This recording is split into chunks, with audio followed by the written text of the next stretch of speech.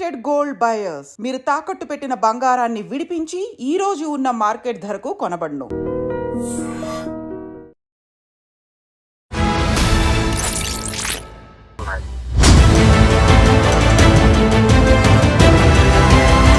చెట్టు నుండి ప్రతి ప్రాణి నుండి ఇక్కడ బతకడానికి హక్కు ఉంది. అందరికీ నమస్కారం. నేను స్వరూప Potlapalli. Welcome to I dream. Uttar Pradesh ప్రయాగ్రాజ్లో ఘనంగా జరుగుతున్న మహా కుంభమేళాలో ప్రత్యక్షమైన అఘోరి త్వరలో తెలంగాణకు రాబోతోంది. తనను కొంతమంది చంపేస్తామని బెదిరిస్తున్నారంటూ ఆమె చెబుతోంది. హిందూ ధర్మ పరిరక్షణ కోసం పోరాడుతున్న అఘోరికి రక్షణ కల్పించాలని గతంలో డీజీపీకి లేఖ రాశారు సీనియర్ అడ్వకేట్ సాయి కృష్ణ ఆజాద్ గారు. ప్రస్తుతం ఆయన నాతో పాటు ఉన్నారు. ఆయనతో మాట్లాడి అఘోరికి సంబంధించిన నెక్స్ట్ స్టెప్స్ ఎలా ఉండబోతున్నాయో తెలుసుకుందాం. నమస్తే ఆజాద్ గారు. నమస్తే అమ్మా. మీరు గతంలో ఆమెని రక్షించాలి, ఆమెను అరెస్ట్ చేయొద్దంటూ ఏకంగా డీజీపీకే లేఖ రాశారు కదా, ఆమె మిమ్మల్ని అప్రోచ్ అయ్యారా లేదంటే ఇది మీరే సొంతంగా తీసుకొని అలాగ పిటిషన్ పెట్టాల్సి వచ్చిందా? లేదండి జరిగింది ఏంటంటే, ఇక్కడ మామూలుగా ఆమె చాలా ఇంటర్వ్యూలు చేసినప్పుడు తర్వాత ఆమెకి వ్యతిరేకంగా చాలామంది మాట్లాడటం జరిగినప్పుడు కొంతమంది ఇట్లాగా మీలాంటి మిత్రులు అసలు మీ అభిప్రాయం ఏంటి అని అన్నప్పుడు నేను చెప్పాను, అసలు ఆమెకున్న రైట్ ఏంటి, భారత రాజ్యాంగం ప్రకారం ఒక వ్యక్తి ఈ భారతదేశంలో ఎక్కడైనా సంచరించవచ్చు, ఎవరు రెస్ట్రిక్షన్ చేయకూడదు, ఆమె పని ఆమె చేసుకుంటుంది, ఆమె ఎవరిని ఇబ్బంది పెట్టాలా, లా అండ్ ఆర్డర్ ప్రాబ్లం కాలేదు అని చెప్పి ఒక ఇంటర్వ్యూ చేయడం జరిగింది ఒక ఛానల్లో, XYZ ఛానల్లో. అది చూసి ఆమె నాకు ఫోన్ చేశారు. అది నన్ను తండ్రి అంటారన్నమాట. బాగా చాలా హ్యాపీ ఫీల్ అయ్యింది ఆమె. ఫీల్ అయ్యి ఇంకో ప్రముఖ జర్నలిస్ట్ ఒక ఆమె ఉన్నారు, ఆమె కూడా చెప్పారు, ఇది మీ ఇద్దరం కూడా ఆమెకు అనుకూలంగా మాట్లాడాను స్టార్టింగ్లో. సో ఆమె తర్వాత వెంటనే అఘోరి గారు నాకు ఫోన్ చేశారు ఒకసారి సందర్భంలో ఫోన్ చేసి, తండ్రి నేను అఘోరిని మాట్లాడతానంటే, చెప్పమ్మా ఏంటి పరిస్థితి అంటే, ఇలా సంతోషం నేను బాగా మాట్లాడారు మీరు, ఇట్లా ఏదైనా ఉంటే నేను మీకు సపోర్ట్ తీసుకుంటా అంటే, సరే తల్లి చేయిద్దాము అట్లా ఏం లేదని అన్నప్పుడు మంచిర్యాలలో కూడా ఆమెను అక్కడ అరెస్ట్ చేశారు, గృహ నిర్బంధం చేశారు. అప్పుడు మేము హైకోర్టులో రిట్ వేద్దామని చెప్పేసి మామూలుగా ఏదైనా గృహ నిర్బంధం చేసే రైట్ లేదు పోలీసు వారికి. సో అప్పుడు నేను మన జూనియర్స్ ఉన్నారు మంచిర్యాల విజేందర్ అని ఒక బాబు మంచివాడు మన అబ్బాయి. సో ఆ పిల్లోడు నేను పంపించాను అక్కడ నుంచి, వాళ్ళ టీం వెళ్ళారు, అంటే మా టీమే అక్కడి నుంచి వెళ్ళారన్నమాట వాళ్ళ దగ్గర వాళ్ళకి. సో వెళ్ళి అక్కడ ఆమెను కలవటం జరిగింది, మేము అన్నీ మాట్లాడి ఆ రోజు అన్నీ చెప్పాం, ధైర్యం చెప్పాము. ఓకే, తర్వాత పోలీసు వారు ఏం చేశారు, ఆమెను మహారాష్ట్ర సరిహద్దుల్లో ఆమెను దింపేశారు. మళ్ళీ నా టచ్లోనే ఉన్నారు, ఆ రోజు కూడా నాకు ఫోన్ చేయడం జరిగింది. ఇంకొకటి ప్రముఖ జర్నలిస్ట్ ఒక ఆమె ఉన్నారు, ఆమె కూడా బాగా సపోర్ట్ చేశారు. తర్వాత అది అయిపోయిన తర్వాత ఆమె మళ్ళీ ఆంధ్రాకి వచ్చేటప్పుడు నేను సడన్గా ఏంటంటే ఒక టోల్గేట్ దగ్గర గొడవ అయిందనమాట. అయినప్పుడు ఆమెను నెట్టేయటం ఏదో జరిగినప్పుడు నాకు నైట్ 12 గంటలకు ఫోన్ చేసింది ఆమె.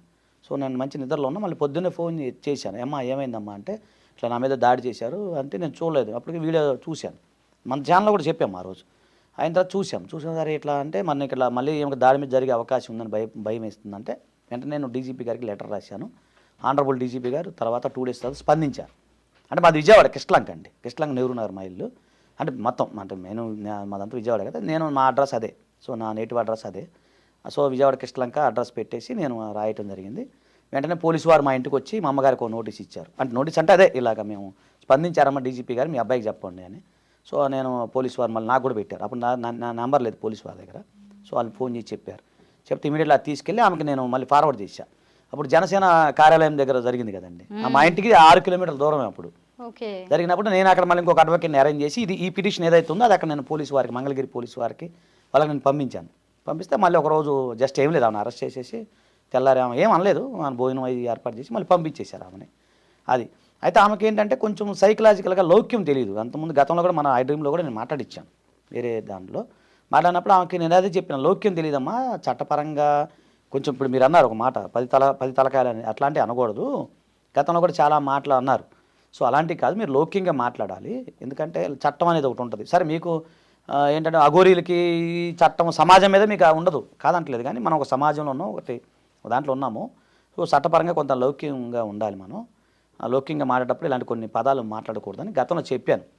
చెప్తే అలాగే తంటే మీరు ఎలా అంటారా, నాకు కూడా నాలెడ్జ్ లేదు, ఎందుకంటే సమాజంలో నేను ఎప్పుడు రాలేదు కదా, సమాజంలో నాకు ఎట్లా మాట్లాడాలో తెలియదు, ఇప్పుడు శివుడు ధ్యానంలో ఉన్నాము, మా కల్చర్ వేరు ఉంటుంది అక్కడ. సో అని అన్నారు, అంటే ఈ కల్చర్ వేరమ్మా, అక్కడ కల్చర్ వేరు, ఇప్పుడు నార్త్ సౌత్లో చాలా డిఫరెంట్ ఉంటుంది, ఇక్కడ సౌత్లో ఇవన్నీ ప్లస్ బట్టలు లేకుండా తిరగటం కూడా దానివల్ల కూడా. అయితే కొంతమంది మన వేరే సార్ గురువు గారు ఒక ఆయన ఉన్నారు పశ్చిమ గోదావరి జిల్లాలో ఉంటారు, ఆయన కూడా ఫోన్ చేసి చెప్పారు బట్టలు కట్టుకోమా, ఎందుకంటే మీకు అది తెలుసు కదా శ్రీకాళహస్తిలో రానివ్వలేదు. అవును. సో ఇక్కడ కొన్ని గుడి సాంప్రదాయాన్ని మనం పాటించాలి కదండి. ఇప్పుడు కొన్ని గుళ్ళో ఏంటంటే మోకాలు కనపడకూడదు. ఇప్పుడు మధుర మీనాక్షి టెంపుల్కి వెళ్ళి నా దగ్గరికి వెళ్తే అది రానివ్వలేదు, షార్ట్ మీద వెళ్ళి తెలియకుండా. అంటే నేను ఏమంటానంటే అట్లా మళ్ళీ లుంగి కట్టుకుని వెళ్ళటం, కొన్ని చోట్ల షర్ట్ ఇప్పి వెళ్ళాలి, ఇట్లా కొన్ని ఉంటాయి కదా మన సాంప్రదాయం, మనం గౌరవించాలి మన సాంప్రదాయాన్ని. నేను అదే అన్న, హిందూ ధర్మం కోసం మీరు పోరాడుతారంటే ఆ సాంప్రదాయాన్ని మనం గౌరవించాలి. అక్కడ వేరు, నార్త్లో మీరు అఘోరి మాత అంటే కాళ్ళకి దండం పెడతారు, ఇక్కడ భయపడి పారిపోతారు. అది తేడా అని చెప్పాను. కొన్ని పర్లేదు, కొంచెం అప్పుడప్పుడు ఏంటంటే ఆమె నోరు జారి కొంచెం ఆవేశంగా మాట్లాడుతూ ఉంటుంది. జస్ట్ ఇప్పుడే ఫోన్ చేస్తే మళ్ళీ నాకు చేశారు, అసలు నేను ఎత్తలేదు. అవును, నెల రోజుల తర్వాత ఆమె మళ్ళీ మహాకుంభమేళాలో కనిపించారు. మళ్ళీ ఒక్కసారి మాట్లాడదాం, ఎందుకంటే ఎవరో తనని బెదిరిస్తున్నారని, అఘోరి మాత అని ఎవరో తనని బెదిరిస్తున్నారు, చంపేస్తానంటున్నారని చెబుతోంది. మళ్ళీ ఒక్కసారి కనుక్కుందాం. మీరు పర్మిషన్ ఇస్తే ఒకసారి ఫోన్ కాల్ చేయండి. మిస్టర్ కాల్ అయితే పడింది, ఒకసారి మాట్లాడదాం. మాతాజీ చెప్పండి. నేను ఆజాద్ని. మాతాజీ చెప్పండి. ఏం లేదు, ఒక అది ఇంటర్వ్యూలో ఉన్నాము, మీకు బెదిరింపు కాల్స్ వచ్చినాయి అని చెప్పి చెప్తా ఉన్నారు. అది దాని గురించి అసలు ఏం జరుగుతుంది ఏంటి అనేది కనుక్కుందాం చేశానమ్మా. చాలా బెదిరింపు కాల్స్ వస్తున్నాయి తండ్రి, ఒకటి కాదు రెండు కాదు. మీకు తెలుసుగా నేను పక్కన పెట్టాను, మీకోసం నేను డీజీపీకి లెటర్ రాశాను, మీకు అన్ని పెట్టా కదా, అప్పుడు మేము మాట్లాడాం కదా, సపోర్ట్ చేశాం కదా. దీని ఇప్పుడు ఎప్పుడు వస్తున్నారండి మీరు ఇక్కడికి? నేను ఏ బెదిరింపు కాల్స్ కు భయపడను. అదే నేనేమంటలేదు. మీకు ఒకటండి, మీకు ప్రాణరక్షణ అనేది, సెల్ఫ్ డిఫెన్స్ అనేది భారతదేశంలో ఉంది మాతాజీ. ఈ రోజు ఒక్కటే రోజు కాదు, లేడీ అఘోరి అమ్మ అనే ఒక అఘోరి అమ్మ కాశ్మీర్ నుండి కన్యాకుమారి వరకు ఒక్క ఆమెనే తిరుగుతాను. అవును, నాకు బ్యాక్ సపోర్ట్ ఎవరు లేరు. అవును, నేను కూడా ఎవరిని పెట్టుకోను. అవును, నాకు ఏదున్నా సరే నా కాళీమాత, నా పరమేశ్వరుడు అంతే అంతే అంతే నాకు అది అంతే అంతే. ఒక్క నిమిషం, స్వరూప గారు మాట్లాడతారు, లైన్లో ఉన్నానమ్మా. అఘోరి మాత ఎలా ఉన్నారు? బాగున్నానమ్మా, మీరు ఎలా ఉన్నారు తల్లి? మేం బాగున్నాము. మీ గురించే చర్చ జరుగుతోంది 2 రోజులుగా. ఇప్పుడు ఎక్కడున్నారు మీరు? నేను తెలంగాణ ఎంట్రీ అవుతున్నానమ్మా. మహాకుంభమేళా నుంచి మీరు బయలుదేరిపోయారు. అయితే తెలంగాణలో ప్రస్తుతం ఎక్కడున్నారు? తెలంగాణలోకి ఇంక ఎంట్రీ అవ్వలే, నాగ్పూర్ ఇప్పుడే క్రాస్ అయ్యాను. నైట్ వరకు తెలంగాణలో ఉంటాను. ఓకే, ఒక్కరేనా? సెల్ఫ్ డ్రైవింగ్ చెప్తున్నారు, ఒకరే అంటున్నారు. సెల్ఫ్ డ్రైవింగ్ అమ్మా. కాశ్మీర్ నుండి కన్యాకుమారి వరకు ఏ రాష్ట్రంకి వెళ్ళినా అఘోరి అమ్మ అంటే అందరికీ తెలుసు. ఇప్పుడిప్పుడే ఆంధ్రకు తెలంగాణ ప్రజలకు మాత్రమే ఈ మధ్య కాలంలో ఈ 3 నెలల నుండి తెలుసు తప్ప. అయితే మిమ్మల్ని ఎవరు బెదిరిస్తున్నారు, ఎందుకు బెదిరిస్తున్నారు, వాళ్ళకి అవసరం ఏంటి? నేను ఏదైతే దర్గా తీసేయాలని పోరాటంకు ఎప్పుడైతే అనౌన్స్మెంట్ చేశానో అప్పటి నుండి నాకు బెదిరింపు కాల్స్ వస్తున్నాయి. మీరు దాదాపు నెల రోజులకి పైగా కనిపించకుండా పోయారు తెలంగాణలో. అప్పట్లో ఆంధ్రప్రదేశ్లో ఎక్కడ చూసినా మీ పేరే మార్మోగింది. అలాంటిది మళ్ళీ సడన్ గా మీరు అదృశ్యం అయ్యారు. ఇప్పుడేమో మళ్ళీ మహాకుంభమేళాలో కనిపించారు. మీరు అలా అనుకుంటున్నారు, నెల రోజులు లేనని. నాకు నా ఏదైతే సాధన ఉంటుందో అది మెయిన్ ఇంపార్టెంట్. దాని తర్వాత నాకు కొన్ని ఉంటాయి, దానికి ఆ రిస్ట్రిక్షన్ వల్లనే నేను నడుస్తుంటాను. మీరు చూడండి, నా లొకేషన్ తీసి నేను మధ్యప్రదేశ్ ఉజ్జయిన్ లో ఉన్నాను గత నెల రోజులు.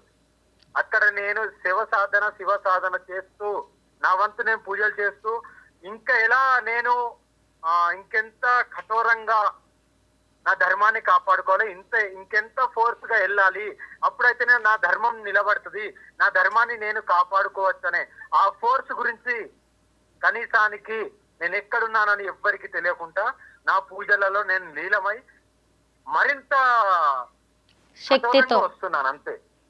ఇప్పుడు ఏం చేయబోతున్నారు? మీ నెక్స్ట్ స్టెప్స్ ఎలా ఉండబోతున్నాయి? ఒకటే అమ్మా, ఆ దర్గా తీసే వరకు నేను ఊరుకోను. దర్గా తర్వాత ఎక్కడైతే రోడ్డు మీద నిలబడి మరి ఎన్ని గోవులు ఎందుకు తరలిస్తున్నారు గోమాతని, నేను రోడ్డు మీద నిలబడి ప్రతి బండిని ఆపుతాను. అయితే మొదటి నుంచి కూడా మీ ఆహార్యం అనేది ఎప్పుడు కూడా మంచి హాట్ టాపిక్గా ఉండేది. ఫస్ట్లోనేమో మీరు దిగంబరంగా ఉండేవాళ్ళు, ఆ తర్వాత ఆలయ నిబంధనల ప్రకారం మీరు వస్త్రాలు ధరించారు, కాషాయం, తర్వాత నలుపు వస్త్రాలు.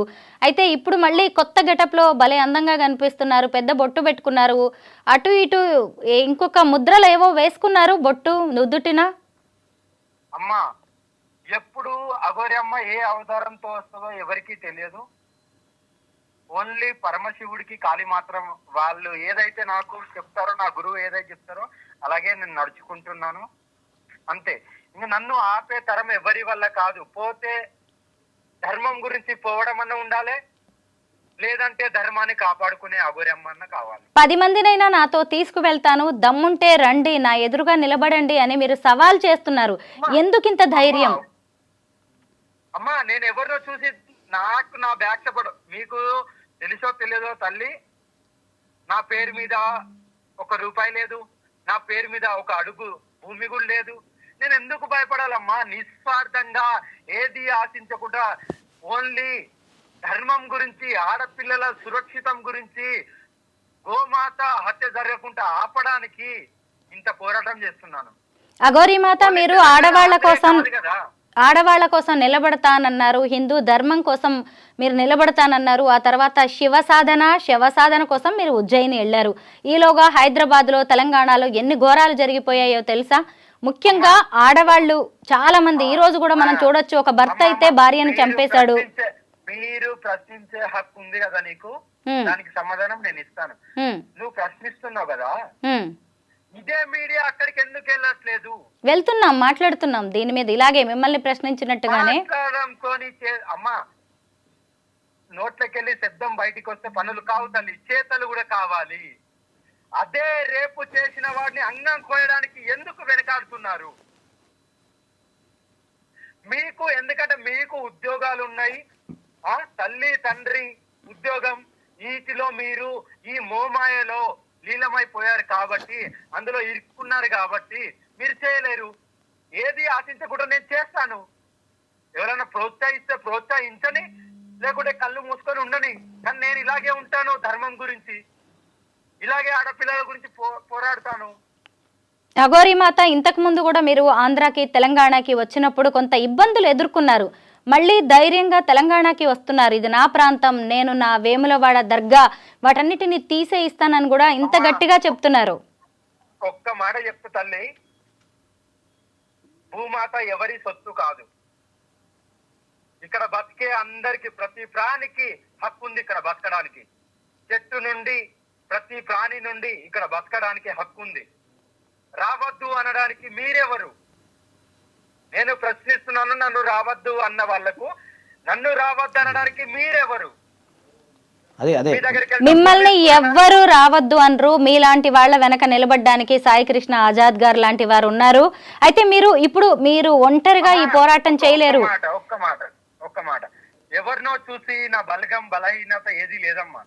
ఎప్పుడైతే బలగం పెరుగుతుందో అప్పుడు బలహీనత అయిపోతాం. ఎప్పుడైతే బలగం పెరుగుతుందో అప్పుడు బలహీనత అయిపోతాం. ఎప్పుడైతే ఒంటరిగా ఉంటావో కట్టర్ హిందూగానే ఉంటాం.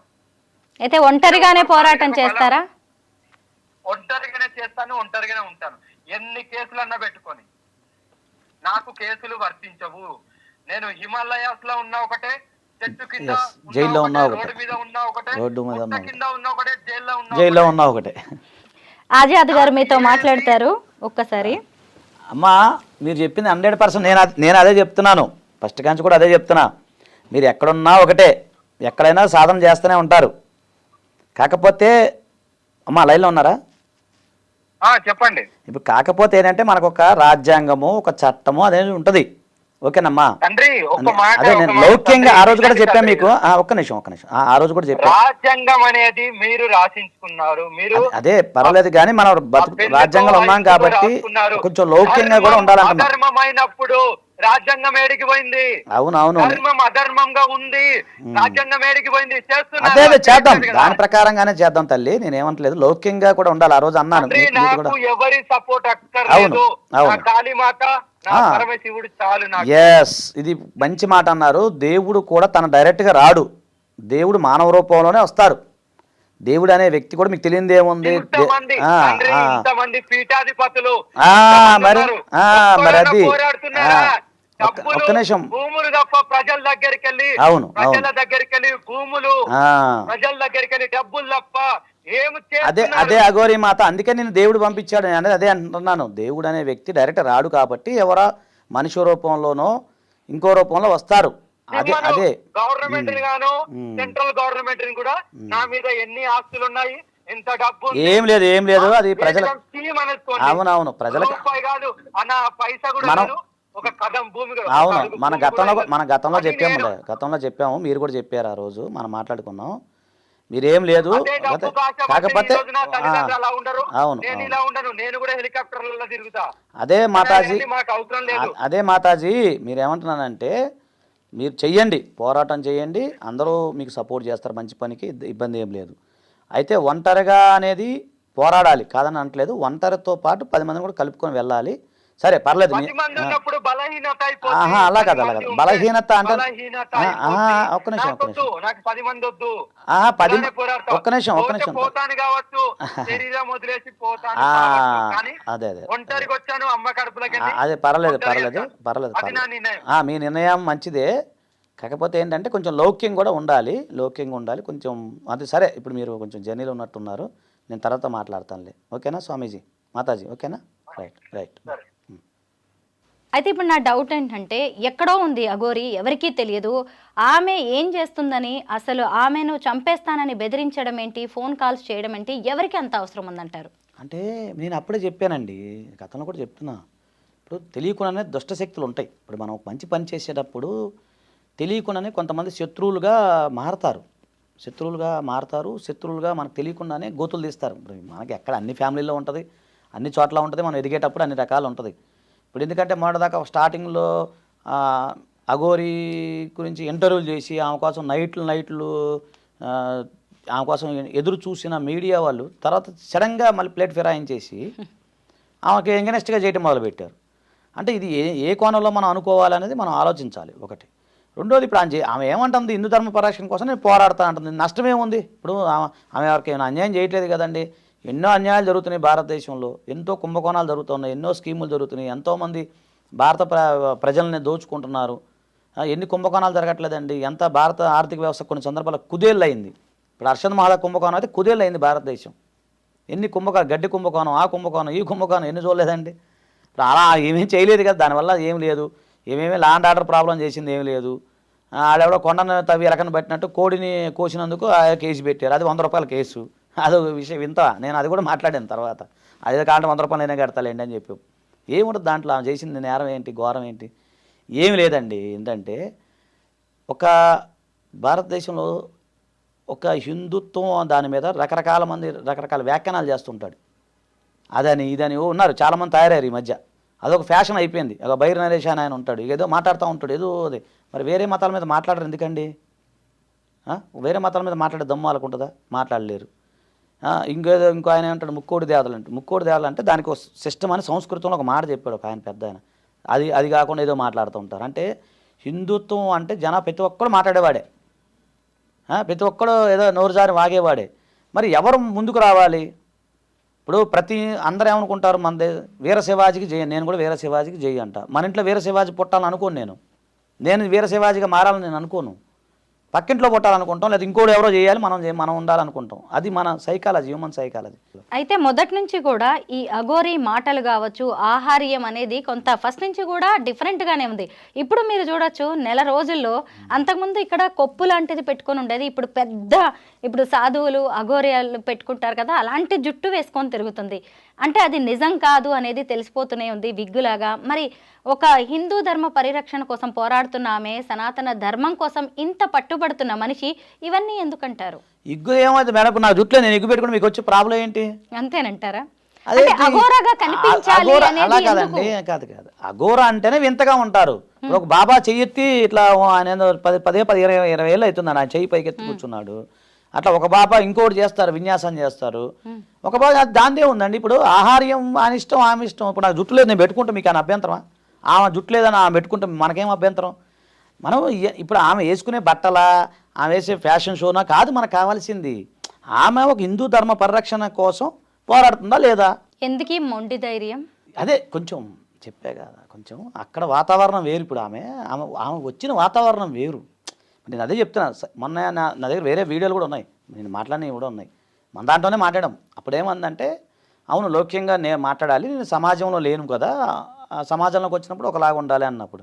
అక్కడ ఏంటంటే ఇప్పుడు ఆ ఉన్న ప్రదేశం 2 నెలలు 3 నెలలు ఉన్నది చూసారా, ఆ వాతావరణం అంతా ఇలాగే ఉంటుంది. ఇప్పుడు ఏమో మాట్లాడే ధోరణి, ఎవరికి పట్టించుకోకపోవటం. ఇప్పుడు హిమాలయాల్లో ఉన్న ఒకటే, జైల్లో ఉన్న ఒకటే, మీకు అర్థమవుతుంది కదండి. ఇప్పుడు ఆ నాగసాధువులు అఘోరిలో ఉన్న వాతావరణం ఎలా ఉంటుంది? సైకాలజీ ఆలోచించండి మీరు, ఎలా ఉంటుంది? మొండి ధైర్యం ఉంటుంది, అంతేనా? ఆ మొండి ధైర్యం ఆ సైకాలజీ అది వేరుంటుంది.